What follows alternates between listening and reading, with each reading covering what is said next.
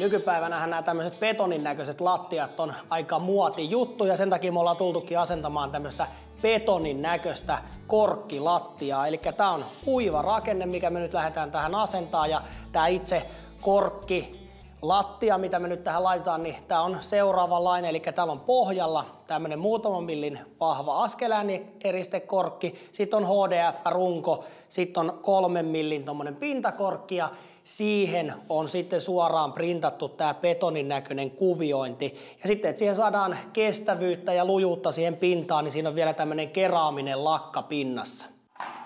Tämä kohde, mihin me tätä lattiaa lähdetään asentamaan, niin on uudiskohde ja meillä on täällä betonilattia alla. Ja nykypäivänä on semmoinen määräys, että uivia lattioita kun asennetaan, niin siellä saa olla maksimissaan tommosia 1,5 millin heittoja. Eli varmistutaan tommosella vatupassilla tai linjarilla siitä, että se lattia on varmasti suora, mihin lähdetään sitten asentamaan. Ja betonilattian kosteushan pitää olla alle 80% ennen kuin sitä voidaan millään pinnottaa. Ja siihen pitää aina asentaa höyrynsulkumuovi. Ja tässä materiaalissa itsessään oli tämä askeläänieristekorkki täällä pohjassa, niin tähän ei mitään solukumisia tai mitään muitakaan askeläänieristeitä tarvi laittaa. Laitetaan ihan normi tommonen 0,2 vahvuinen höyrynsulkumuovi tohon betonilattian päälle ja se kannattaa laittaa ristiin ja vielä varmuudeksi saumat teipata, niin silloin sieltä ei ainakaan mitään kosteuksia pääse nousemaan, jos siellä semmosia on.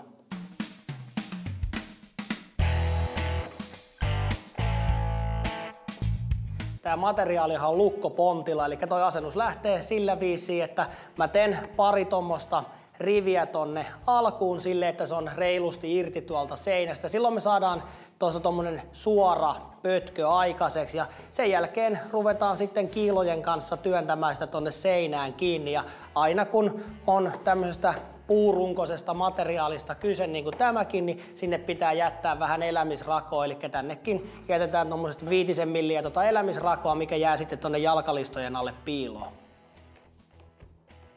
Tämä materiaali on vahvuudeltaan 10,5 milliä paksua ja hyöty koko tässä on 30 senttiä tätä leveyttä ja pituutta on 91 senttiä, eli todella massiivisesta levystä on kyse.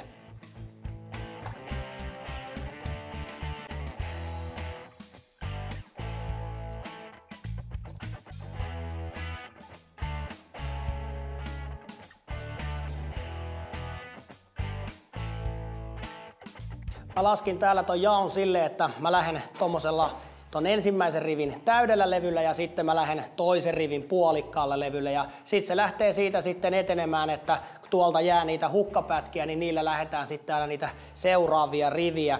Silloin tässä tulee toi materiaalihukka todella pieneksi. Semmonen nyrkkisääntöhän tässä asennuksessa on, että ei saa lopettaa eikä aloittaa pienemmällä palalla kuin 30 senttiä ja sitten oikeastaan noi päätysaumat näissä rivien väleissä, niin niissäkin pitäisi olla se 30 senttiä erotusta, niin silloin me saadaan hyvä lattia aikaiseksi.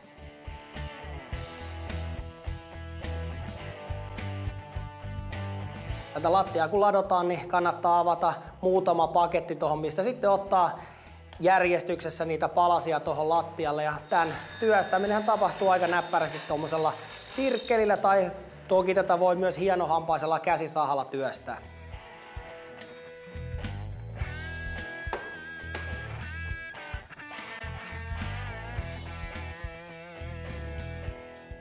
Viimeisenä homminahan tässä sitten, kun tämä lattia on muuten valmis, niin on se, että muistetaan ottaa nuo asennuskiilat tuolta elämisraoista pois ja sitten leikataan mattopuukolla noi ylimääräiset höyrynsulkumuovin lieppeet tuolta seinien vierestä pois ja sitten vaan jalkalistat ja lattia on valmis.